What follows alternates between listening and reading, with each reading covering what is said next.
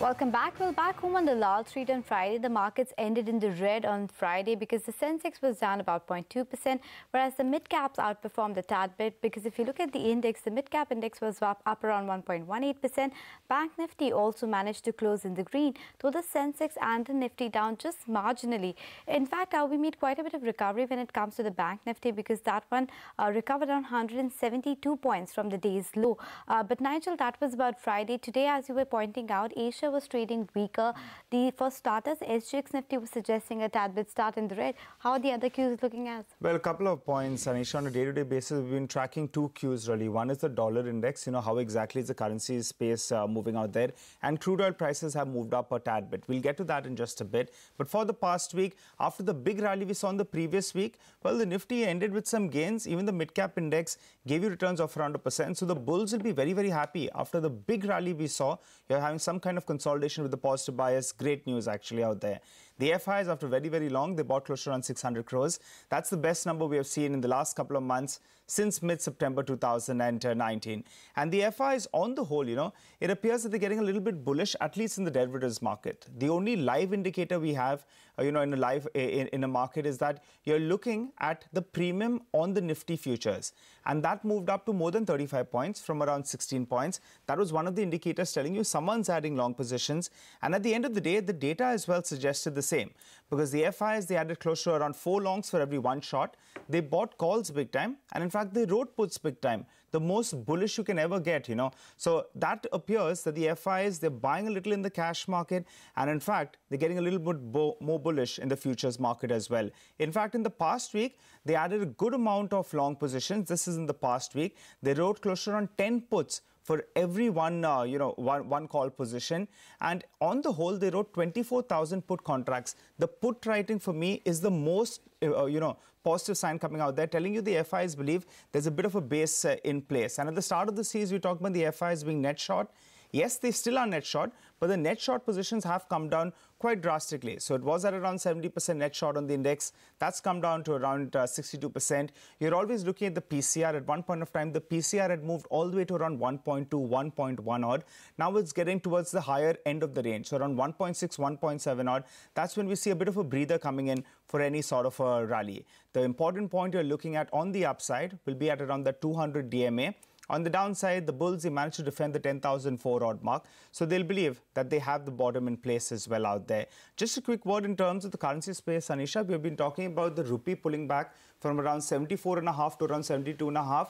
I was looking at some of these currencies in the past week. There's a big pullback we've seen on a whole host of currencies that otherwise got absolutely bruised and battered out of shape. So that's, one data point that's coming out there. And today there's a bit of a challenge because the dollar index has moved to around the 97 odd mark. So we'll have to keep an eye out on that front. And not just that, you don't want to see the Chinese yuan at around, closer towards that 7 odd mark. That will give them that export oriented, give them a bit of an edge out there. So I'll keep an eye out on some of these metal stocks as well because the yuan is moving towards that level. That isn't very, very good news. Finally, it's all about earnings, right? We've been talking about. Second quarter, the EPS growth is absolutely as flat as can be. After the first quarter, you had an EPS growth of around 15%. So at the halfway mark, you're talking about a 10% EPS growth. When we started off the year, we were talking about a 25% EPS growth for FY19. So it's going to be all about earnings. And a couple of brokerages have already, reduced their earnings forecast for this year. Morgan Stanley, they have reduced it from around 20% to around 17.6%. And there could be a challenge out there as well. Remember, close to around 44 companies have already declared their numbers. They're revising their next year's EPS, but we have been seeing EPS growth will come next year. That's what we've been seeing for the last 3 years. So we'll have to keep an eye out on that front. Just keep an eye out on that mark because the EPS growth of 25% has come down to around 15-16%. Okay, so interesting observation there as far as EPS of Q2 and H1 is concerned, Nigel. And you mentioned it's all about earnings. Yeah.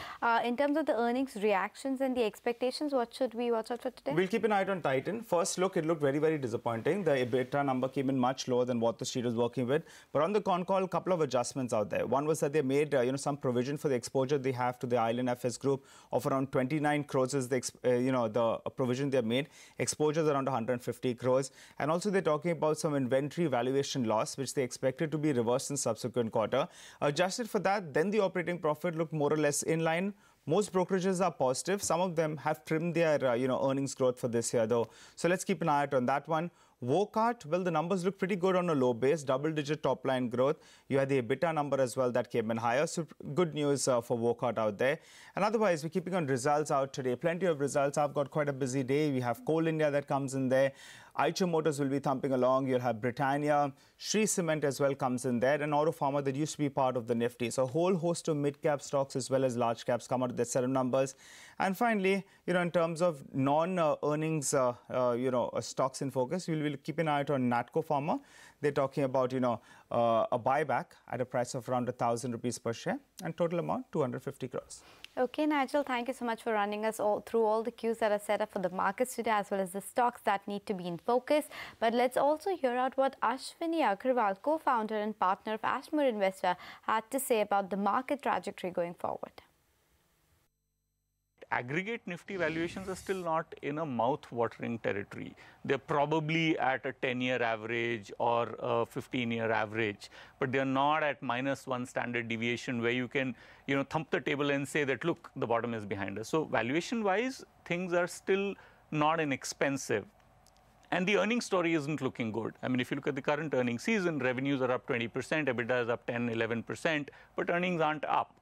A lot of this is because of FX volatility, raw material price pressures, and so on and so forth. But it's not a simple story. The earnings growth story is still not panning out. So to expect a significant upside in the market on the Nifty in the short run is difficult. When I look at individual companies in the smaller cap space, I find a lot of value. I mean, there are stocks which on a historical basis are trading at -1 standard deviation on a price to earnings basis or on a price to book basis. We put on a position in one of the NBFCs and, my colleagues, and we looked at it every which way and we felt that we had a downside protection. We obviously didn't think that we'd make 20–30% in a span of 3 weeks, but that's the kind of valuation support that you're looking for. And that valuation support is emerging in a lot of smaller companies. So, when you go stock specific into the smaller market cap space, you find a lot of valuation support. If you look at the narrative a month ago and you look at the narrative today, the single biggest change is the crude oil price. And this is the biggest pivot for India.